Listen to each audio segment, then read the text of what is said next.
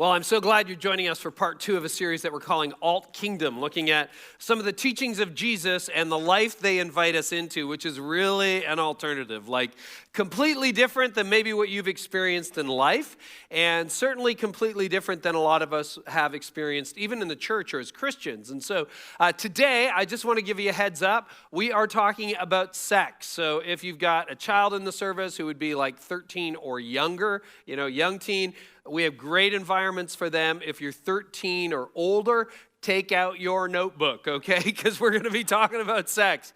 And I mean, it's a hard subject to talk about because, I don't know, do you remember when your parents had that sex talk with you? Or maybe they didn't have that sex talk with you. If you grew up, maybe you're trying to have that sex talk with your kids right now and it's super awkward. I mean, I don't think it's ever easy as a dad myself. It's like, how do you actually say what you need to say? And if you grew up in the church, maybe the sex talk went like this: don't. End of talk, right? It's just like, okay, I'm never supposed to have sex. Sex is bad. Sex is terrible. And that's the way a lot of Christians have handled it. Maybe you didn't grow up in that context. Maybe your parents, maybe your mom or your dad sat you down and said, well, as long as you kind of love each other and as long as you're there for each other and as long as it's romantic, as long as you're committed to each other for the day, it's fine, right? That's another approach to it. And so we're going to look at what Jesus has to say, but I also need to give you another heads up. This message will make everybody angry. I promise you that, okay? So if you don't leave angry today, you haven't heard the message. This message made me angry, and I wrote it. So it's that kind of a message. So this is an all skate, okay? We're going to look at Jesus' radical teachings when it comes to really marriage and divorce and by inference sex. So it's an alternate view of sexuality. And this message is going to make you upset if you're single, if you're married, if you're divorced, if you're straight, if you're LGBTQ. I mean, it doesn't matter where you are. You're going to be offended by Jesus' teachings if I get this right, and you are going to be offended by this message if we do it well. And I am offended by this message, okay? So just so you know, this should shake all of us.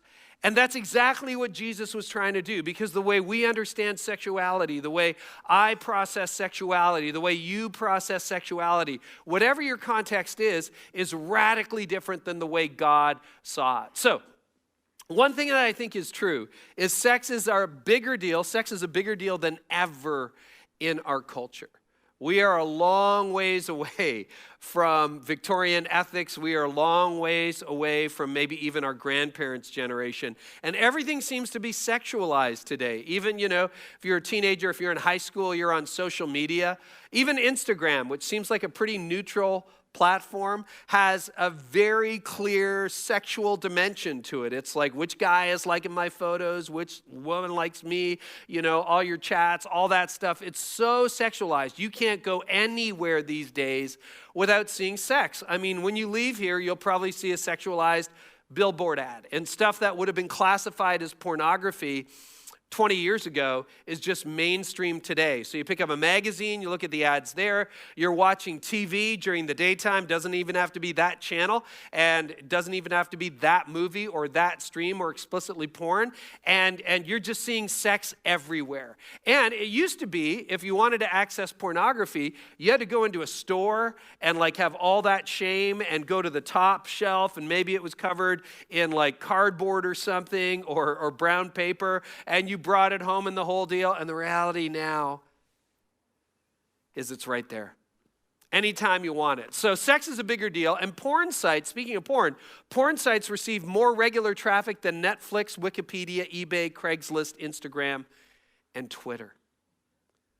So you think about it, right? And a decade ago, if it came to porn, we would have been saying, guys. But the reality is now, it's everybody. That there's a meaningful percentage, depending on what you look, 30 to 50% of all porn site visits, depending on the stat you look at, are now women. So it's not just guys, it's kind of everybody. And it is a huge business. It is a huge thing. And what's happened in our culture, and this is what's so interesting about sex in our day, is that porn used to have a negative association with it. And now you end up seeing comments like this. So this is taken from an anti-porn site called Fight the New Drug, and they were just quoting different feeds and what people thought about porn. So this is from Twitter, obviously. Porn doesn't play games. Porn doesn't text back slow. Porn respects the whatever is grayed out and gives you exactly what you ask. I love you, porn. And so there's this idea that sex is just something that you have a right to, something that expresses yourself, that it is without it, you are not fulfilling your life. And so sex is just, we live in a very sexual culture.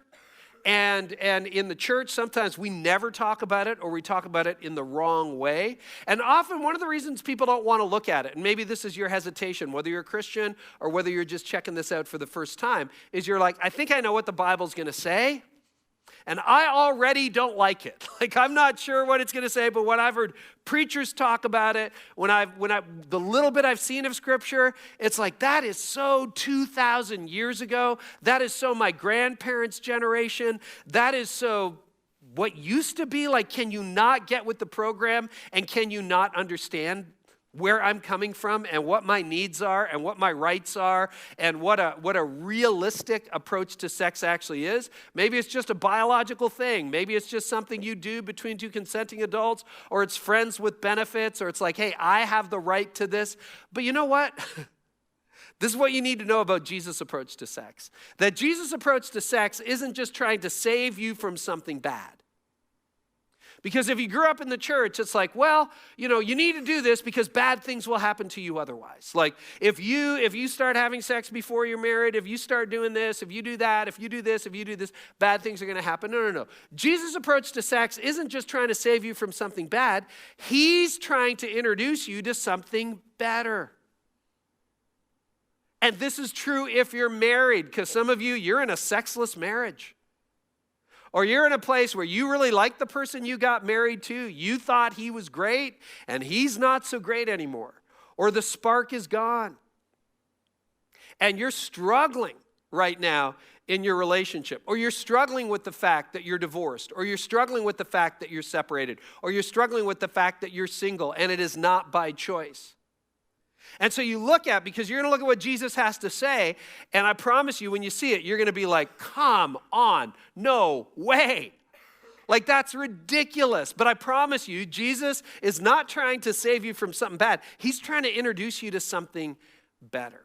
So why don't we have a look at what Jesus has to say about sex? So we're going to continue on from where we left off last week, where Jesus drops in Matthew chapter 5, we're just going to look at a few verses, some teachings on divorce and remarriage, and indirectly on sexuality. So this is from what we popularly call the Sermon on the Mount. Jesus was on a mount, he was teaching people, and he sort of collected all of his truths and just dropped them. And if you've never read the Bible, you've heard some of these things. You know that phrase, like, go the extra mile? Comes from these teachings. You know that idea of loving your enemies? That comes from here. That comes from Jesus' teaching on the Mount. Now, this isn't as well known, but he's continuing on. So last week when we started, we looked at anger. And we looked at this crazy teaching that Jesus had that shakes us to the core. And now he changes his mind, and he doesn't change, he just continues, and he says, okay, here's what's happening. And this is where we open the text today. He said, you have heard that it was said, you shall not commit adultery. So what Jesus is doing here, same thing he did last time, right? Last time we looked at it, he said, you shall not commit murder. He's actually quoting from one of the 10 commandments. You ever heard of those? He's quoting from one of them. And they're like, oh, yeah, we know that. You're not supposed to murder. But then he flips it and he says, okay, you thought that was about not taking somebody's life. I'm going to tell you, if you said you're an idiot, if you ever thought that, if you ever thought someone's an airhead, hey, you just committed murder. And we're like, whoa, right? And that's what Jesus is doing in the Sermon on the Mount. So now he turns his mind to adultery. So what's adultery? Adultery is you're married and somebody cheated, all right? That's a pretty broad definition of adultery. But he cheated on me, all right? He committed adultery. And Jesus said, you have heard it said, you shall not commit adultery. Straight out of the Old Testament. And they're like, yeah, we've heard it. Let me tell you what's underneath that. He says, but I tell you that anyone who looks at a woman lustfully has already committed adultery with her in his heart. And all of a sudden you're like, what? Okay, yeah, I haven't woken up in someone else's bed, but I mean, this kind of owns all of us, right? Like, I'm a married guy. I've been married for 28 years. And I read that and I'm like, I'm in trouble. I've looked at women lustfully that I'm not married to. Now what? And I'm a preacher. I'm the guy. My wife's in the building. She heard the sermon in the first service. Like, I'm in big trouble. Like, we have to go to marriage counseling after this. And she's never looked at a man lustfully except for me. So I'm in big trouble. Now, it's like anyone who looks at a woman lustfully, like, okay, who hasn't?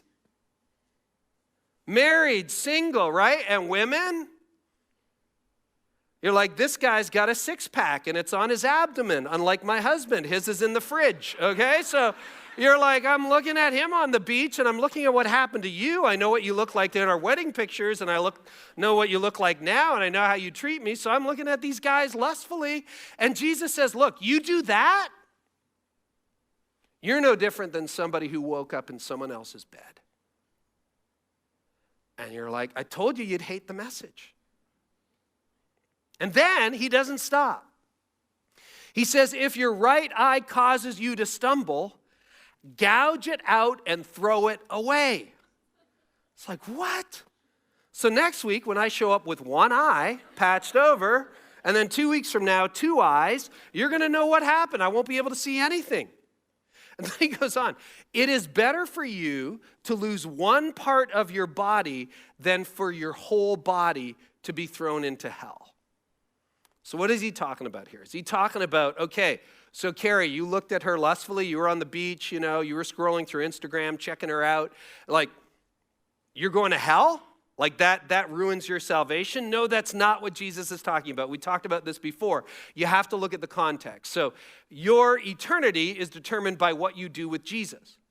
But what he is saying, because he concludes this by saying, hey, if you listen to what I'm saying to you, you built your house on the rock, not on the sand, and there's a road that is very broad. A lot of people travel it, but there's a narrow little road, and if you find that narrow little road, it leads to life. So what he's saying is, if you want to get the most out of this life,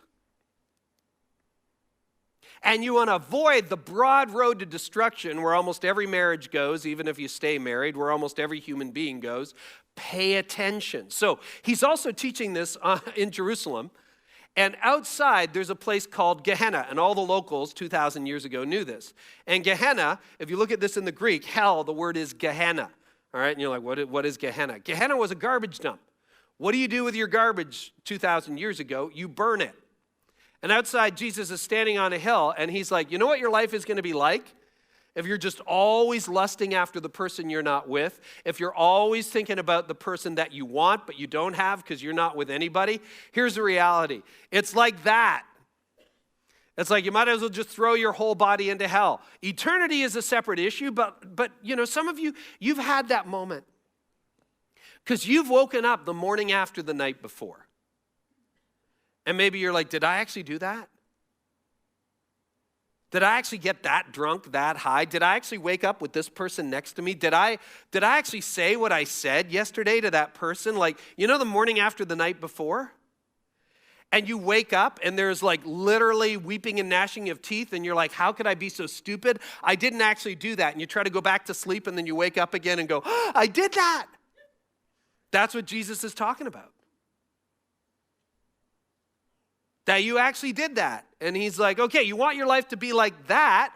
Keep going. We'll talk about eternity in a separate thing, but that's where you're going with this. And then he continues. He says, so gouge your eyes out. Then he says, if your right hand causes you to stumble, cut it off and throw it away. Which is a fun metaphor because we're talking about sex. And that makes me extremely uncomfortable, all right? It's like, whoa, are you telling me? Next verse, quick. It's better for you to lose one part of your body than for your whole body to go into hell. Same thing, garbage dump, just burning. And he's like, do you want your relationship to end up there? Do you want your life to end up there? Do you want your sexuality to end up there? Is that where you want to be? Because that's where this goes. But he's not done. And it's been said, anyone who divorces his wife must give her a certificate of divorce. Now, we'll come back to this in a minute because some of you are like, yeah, well, I was married and now I'm not. I'm divorced. So what is Jesus going to say? And it's hard. It's really hard. But I tell you that anyone who divorces his wife except for sexual immorality makes her the victim of adultery. It's like, what? So what Jesus is saying here, he says, yeah, divorce happens. And it does happen in this world. We're going to get into this because this is such a hard teaching. Fortunately for us, Jesus clarifies it later on, and Matthew records it in Matthew chapter 19. So we're going to look at that in just a moment. But he's saying, okay, so if you have sex outside of marriage, that's a legitimate grounds for divorce if your partner cheats on you. But then it's not just having sex outside of marriage. The word for sexual immorality actually is the Greek word is porneia, from which we get pornography, porn. So it's like, okay, and what does that actually mean? Well, that's a really interesting question. Nobody really knows. Jesus is going to clarify that. What it means, it's not just I had sex with this person I'm not married to. It means I went places immorally that I ought not to have. And Jesus said, well, in those cases, I understand divorce. But he says, except for that, anyone who marries a divorced woman commits adultery. And there are moments in Jesus' teaching, you can see this if you read the 4 biographies, the accounts of his life, where he drops stuff like this and people go later on, the disciples are like, okay, it's just better never to get married. This is so hard, we all give up, we all quit. And then it's recorded in John 6, Jesus gives some other teachings, and there's a big crowd, and he drops some wisdom, and they all just start walking away going, it's impossible, that's impossible, that's impossible, that's impossible. And then he turns to his disciples, and he says to his disciples, are you guys leaving too, his closest followers? And they're like, who else are we going to go to? We don't like it either, but you have the keys to life. And Jesus' teachings are just tough. And you're probably thinking, well, you don't know how bad my marriage was. You don't know how bad my marriage is. You don't know how hard it was to be single and how badly I wanted to get married. And so I just took the first person that came along and it was a mistake. And now you're saying, what? You're not supposed to get divorced? Where does this come from? So this issue doesn't go away in Jesus' life. It doesn't go away from your life and my life. So it picks up again in Matthew chapter 19. And this time, there were some religious leaders called Pharisees who came up to Jesus and who started asking him questions. So fortunately for us, we have this text because it helps us understand what Jesus was driving at. Some Pharisees came to test him and they asked him, is it lawful for a man to divorce his wife? And look at this, for any and every reason. Now, what's not clear to you and me just reading the text is that this was the issue of the day. This was headline worthy because divorce, you're not supposed to commit adultery, but divorce was allowed. So how does that work? And there were 2 schools of religious thought in Jesus' day. One, led by a guy named Rabbi Shammai, said, hey, the only reason that the priest should give a certificate of divorce is where there has been adultery, where somebody slept with someone else, okay? So if someone had an affair, you should issue a certificate of divorce, but for no other reason. But there was another school of thought led by Rabbi Hillel and some of his disciples. And Rabbi Hillel said, no. It's not just if someone had an affair. He says it's for any reason that you're not in love anymore. Maybe the spark's gone. Maybe this is actually from the literature from the the first century. Maybe she made you a bad meal. You can give her a certificate of divorce. Now, maybe you just don't like each other anymore. Maybe you're not attracted to her, right? Give her a certificate of divorce. So it was for any, and this is underneath, any and every reason. So this is a reference to Rabbi Hillel. Any and every reason. And some people are so we want you to adjudicate, Jesus. Is it Rabbi Shammai? No, only when you have an affair. That's when you can permit divorce. Or it's just yeah, we just don't like each other anymore. And that's kind of the question today, too. When do you stay together? When do you break up? What do you do? Are there grounds? Are there any grounds? It's hey, the spark's gone. It's over. And so they're asking Jesus, A or B? And Jesus says, neither. Haven't you read? he replied, that at the beginning the Creator made them male and female. That at the very beginning, so he's talking about Eden. He's talking about paradise. He's talking about your life and my life before sin entered into it. He's talking about the world before sin. He says, and again, whether you believe that stuff or not, there is something inside you. There is something inside you that longs for the way it could be. There's something inside you that longs for life and a relationship and love that isn't stained and twisted and weird. Like there's something in you that longs for unconditional acceptance. And Jesus would call that Eden. So at the beginning, the Creator made them male and female and said, for this reason, a man should leave his father and mother and be united to his wife, and the two will become one flesh. So leave home. And if you find somebody, something different happens. The two of you become one. That's why sex is so different. We think it's just a casual hookup. We think it's just swiping right. We think it's a biological thing, but nothing. And you just have to do a little bit of counseling with people to realize that sexual sin is forgivable, absolutely forgivable. But it is really hard to recover from.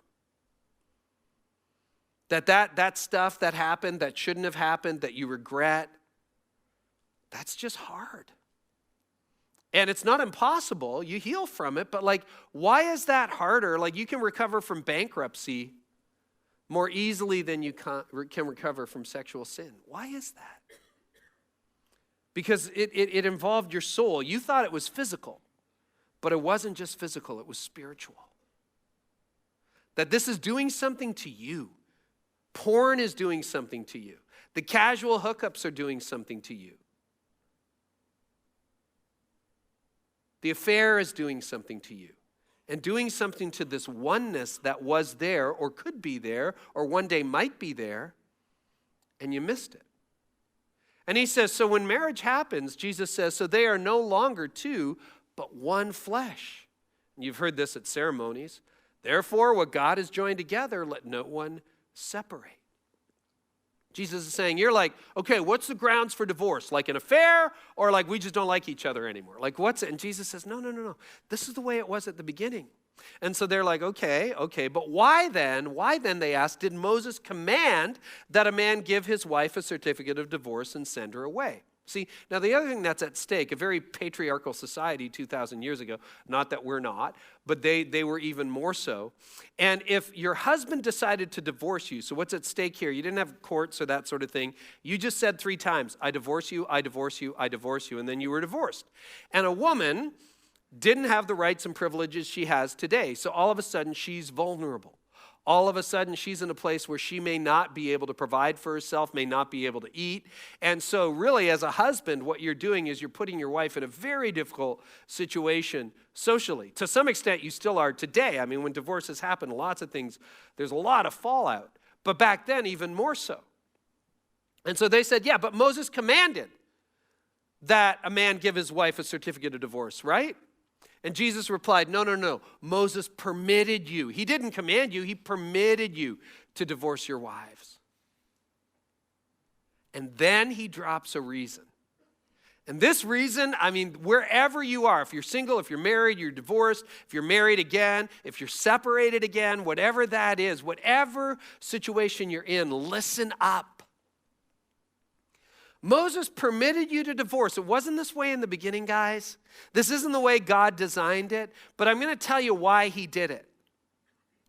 He did it, he permitted you, because your hearts were hard. And I've been married for 28 years, and there have been seasons in my relationship where my heart has been hard toward my wife. And then everything looks like a better alternative because you're in a funky place. And Jesus comes along and he says, Carey, you know what that is? Your heart's grown hard. If it was really open, if you were really open to her, if you were really open to me, If you really would forget about yourself for a moment and just really submit yourself to her and to me, amazing things could happen. But right now, you're not going to do that because your heart was hard. And I just want to remind you, it was not this way from the beginning. You know what? Part of you remembers that. Part of you remembers what it was like in the beginning. And it's the part of you that longs for unconditional love. It's the part of you that wishes that somebody would see, it's not that they would really accept you for who you are, because change is a good thing, but they would see you for who you really are and love you anyway. That they would see you for your mistakes and your sins and your eccentricities and go, yeah, some of this really drives me crazy, but I love you. And Jesus says, it wasn't this way from the beginning. And see, our culture has an idea of marriage. You know what marriage is in our culture? It's a contract. It's a contract. It's like I sign on the dotted line, you sign on the dotted line. Now, Carey, if you do this, then I'm out. And if you do this, my wife's name's Tony. Tony, you're out. And if you do this, then, 30 days, shotgun clause, we're finished, right? I don't like it. Spark isn't there anymore. You're not very nice. You're not the person I married, da-da-da-da-da. That's a human understanding of marriage. Now, God has a very different understanding of marriage. And you know what it is? It's not contract, it's covenant.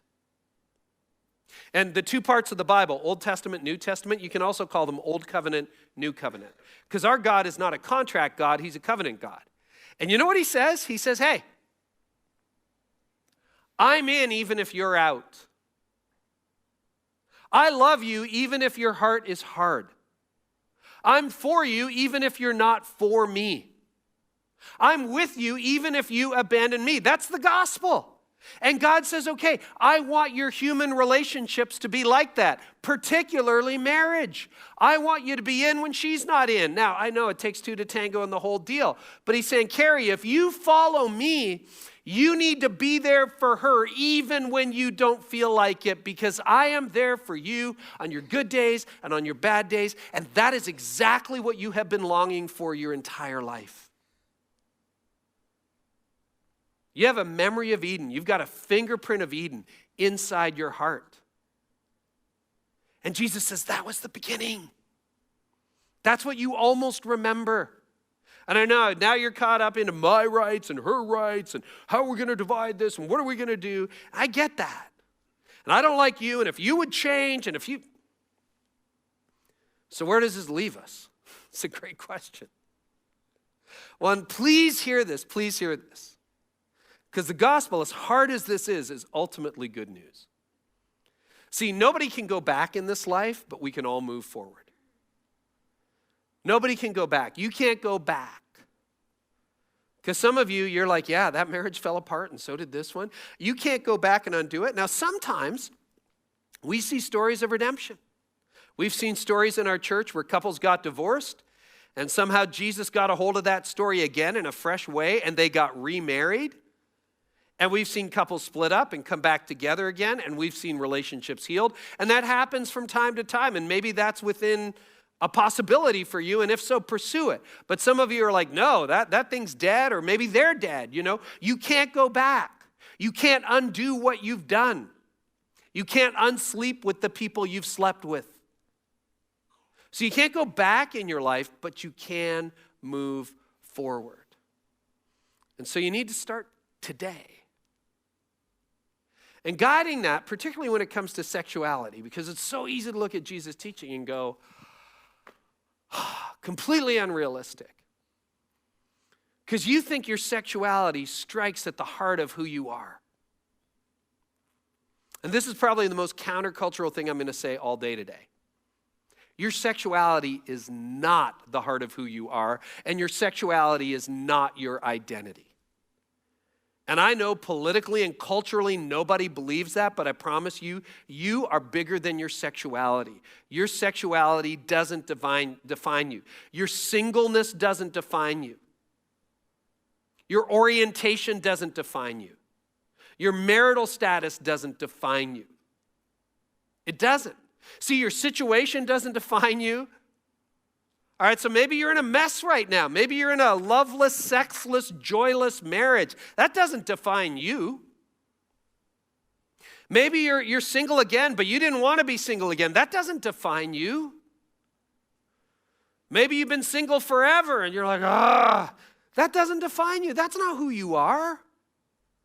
Whether you're having sex or not having sex, that's not who you are. Your situation doesn't define you. Your status doesn't define you. When you have to fill out those government forms and it's like single, married, widow, divorced, that's not who you are. When you have to pick a gender, that's not who you are. That's not who you are. Your attraction doesn't define you. Who you're attracted to doesn't define you, and your brokenness doesn't define you. Because when you look back, some of you, your story is, every time I think sex holds out this incredible promise, but what it seems to deliver is this incredible brokenness. And if that's where you are, your brokenness is not the final word. You know what defines you? And I really believe this. Jesus defines you. Jesus is your identity. Whether you're single, whether you're married, happily or otherwise, whether you're divorced, whether you're separated, whether you're gay, whether you're straight, Jesus defines you. So as a result, starting from where you are now, here's the question. What would it mean for you to obey God so you can discover something better relationally, intimately, and sexually? Starting from where you are now, you can't undo last weekend. You can't undo 5 years ago. You can't undo all the relationships you've been through or haven't been through. You can't undo your status right now. You can't undo that. All right, that's done. But what would it mean for you to obey God, to really surrender to Jesus so that you can discover something better relationally, intimately, and sexually?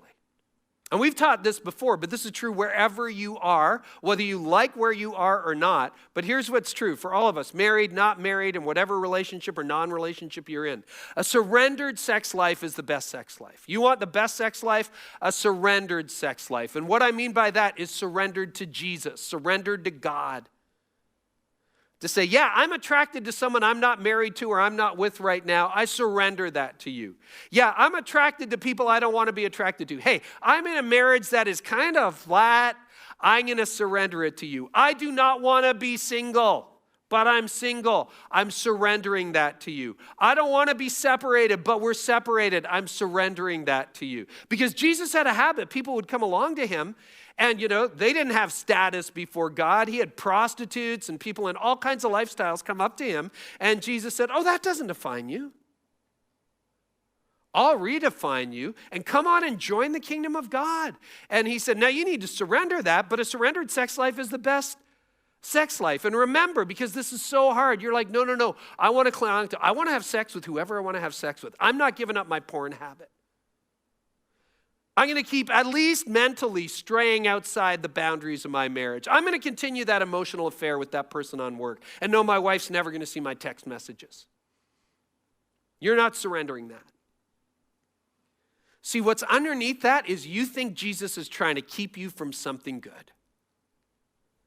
You think that you know better than Jesus and you will get far more out of this life if you don't surrender that. Jesus' approach to sex isn't just trying to save you from something bad. He's trying to introduce you to something better. So wherever you are, because you can't regain your virginity. You can't go back to like college or high school. You can't go back to that first marriage. I mean, time moves on.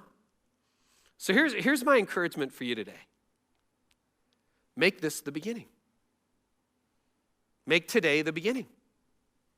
It's just, hey, there is a new beginning in our relationship. I've been married, blessed to be married for 28 years, but as we've shared with you before, they haven't all been easy years. And in the last few days, we were out for dinner with really, really good friends of ours that we've known for over 15 years. And they've been through the ups and downs with us and everything. And toward the end of the night, one of our friends just looked across the table and she said to my wife, Tony, and I, it's like you guys have been transformed. We're talking about it on the way home and we're like, yeah. But that didn't come because we just took, it's not like every day's perfect. Every day's not perfect. I'm not perfect. But we just had to decide that there was a different day that was going to be day one. And maybe this is day one for your new surrender. Maybe this is day one for you to stop saying, how come I'm single? How come I'm divorced? How come I'm in this horrible marriage? How come I'm so unhappy?